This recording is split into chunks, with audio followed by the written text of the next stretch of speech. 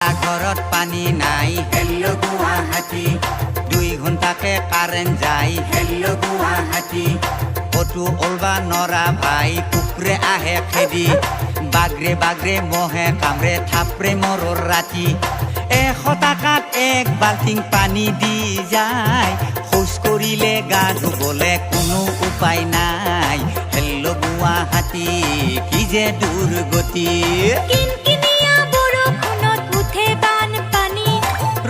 ৰঙা পাহাৰৰ মাটি ৰাস্তাত পৰে খহি মানুহগিলা মৰিবা লাগছি নালা পৰি পৰি হেল্ল' গুৱাহাটী কি যে দুৰ্গতি